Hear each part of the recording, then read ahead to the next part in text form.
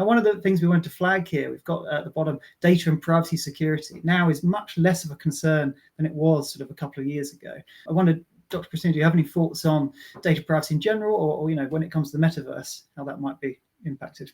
I think there will be like major concerns, of course. I mean, if you looking at one of the latest reports published by Interpol, another UN agency, leading on like cybersecurities and anti-crime prevention, etc., it's looking at all kinds of different potential risks associated with the metaverse ecosystems. We're only interacting 5% of the internet, which we call the clean web. The rest, 95%, is called deep web, which are not really indexed, not really always accessible to the general public. And among those 95%, there is about 5 to 10%, which is called dark web, which is full of criminal activities. So if the metaverse is going to be the next generation of the internet to be immersive, we shouldn't only focusing on the 5% the public will be able to access. We should also thinking about safeties, cybersecurities of the rest 95%.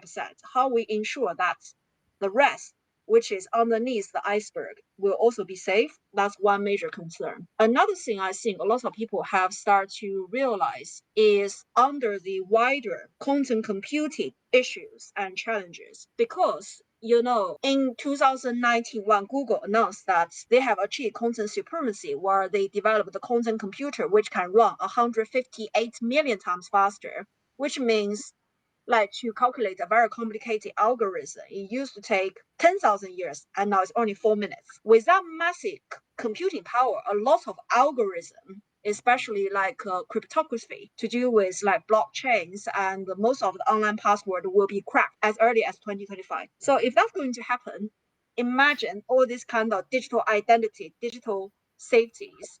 If we don't put, like content safe algorithm in place in all the many different layers of the metaverse ecosystem, we're going to be in massive trouble. So I think those two will be major issues. All government, all UN agencies, corporate need to take into consideration when they are developing any kind of digital strategies moving forward.